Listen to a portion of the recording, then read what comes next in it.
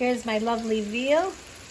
I've dredged it in the flour. That flour mixture I had, I put it all in the pan, and now it's browning on one side.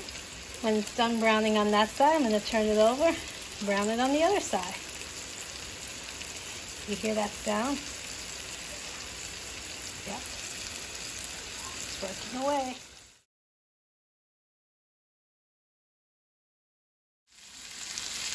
So you can see these are browning up nicely. They're starting to get a little bit golden and brown on one side. Very soon I'm going to turn them over again. Just turn them over twice to make sure I got them the way I want them.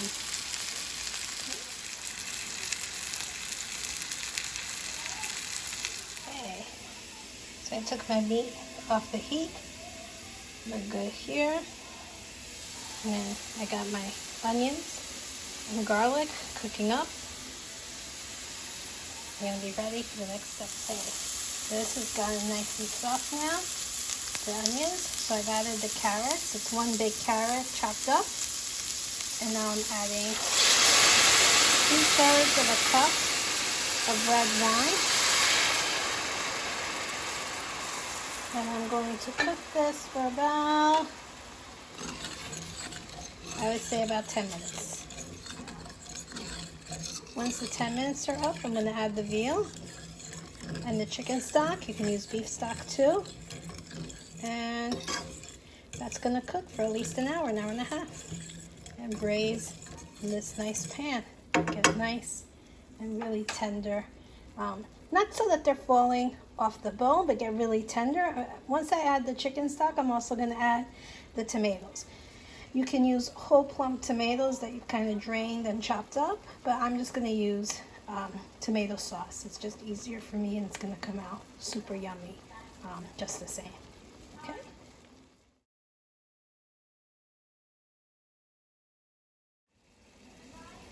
Hi.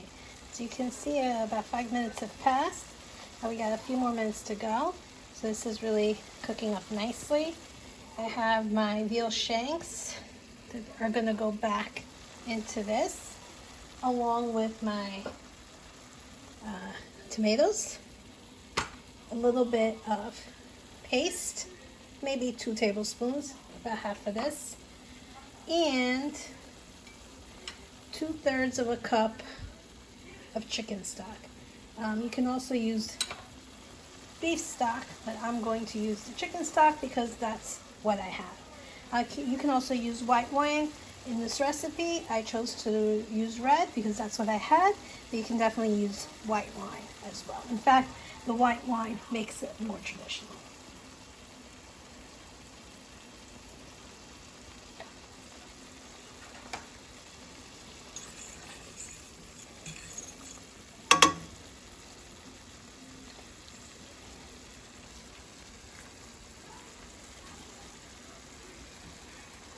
I browned the sides of this meat also.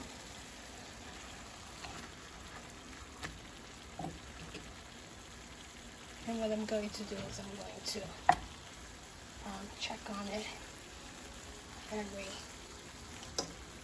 15 minutes or so while it's in here braising.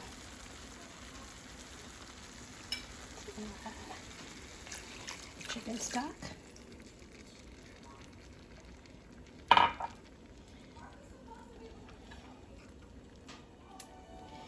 So I added 2/3 of a cup of chicken stock. I added my jar of tomatoes, and then I put a little bit of water into this jar in order to get the rest of the tomato out. So you can see it's a little watery, the sauce. And I also added about 1.5 tablespoons of the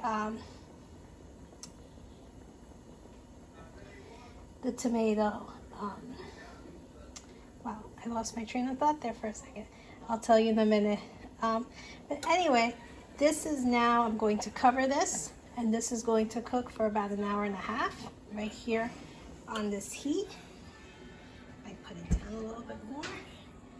And every 15 minutes or so, I'll check on it, make sure it's not sticking, make sure it's cooking away, and we should be good.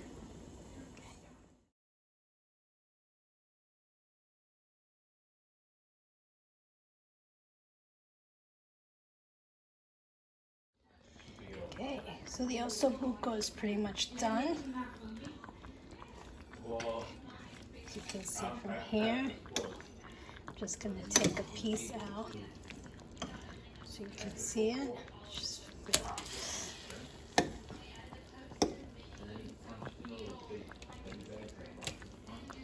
see how lovely it is. With all the pretty sauce, and you just put some sauce and some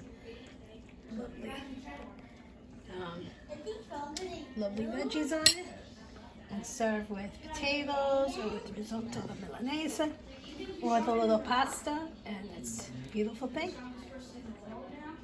That's it. So soft it kind of falls right off the bone. Beautiful.